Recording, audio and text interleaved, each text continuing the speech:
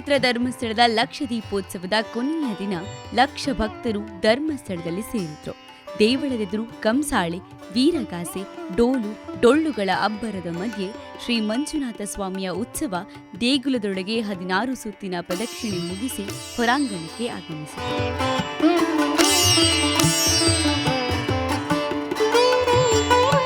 ನಂತರ ಸರ್ವಾಲಂಕೃತ ಉತ್ಸವ ಮೂರ್ತಿಯನ್ನ ಬೆಳ್ಳಿ ರಥದಲ್ಲಿ ಕುಳ್ಳಿರಿಸಿ ದೇವಾಲಯಕ್ಕೆ ಪ್ರದಕ್ಷಿಣೆ ಹಾಕಲಾಯಿತು. ಭಕ್ತರೆಲ್ಲರೂ ಶ್ರೀ ಸ್ವಾಮಿಗೆ ಜಯಘೋಷ ಹಾಕುತ್ತಾ ಗೌರಿಮಾರು ಕಟ್ಟೆಡೆಗೆ ರಥವನ್ನ ಎಳೆದರು.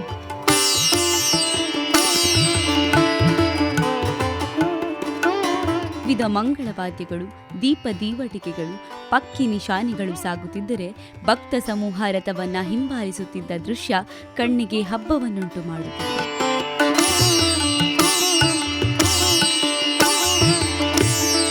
ಅಣ್ಣಪ್ಪ ಸ್ವಾಮಿ ಬೆಟ್ಟದ ಬಳಿಯಿಂದ ರಥವಿಳಿದ ಶ್ರೀ ಸ್ವಾಮಿಯ ಉತ್ಸವ ಮೂರ್ತಿಯನ್ನ ತಲೆಯ ಮೇಲೆ ಹೊತ್ತು ಮೆರವಣಿಗೆಯಲ್ಲಿ ಗೌರಿಮಾರು ಕಟ್ಟೆಗೆ ಕರೆತರಲಾಯಿತು. ಅಲ್ಲಿ ಸ್ವಾಮಿಗೆ ಅಷ್ಟವಿಧ ಸೇವೆ ನಡೆಯಿತು.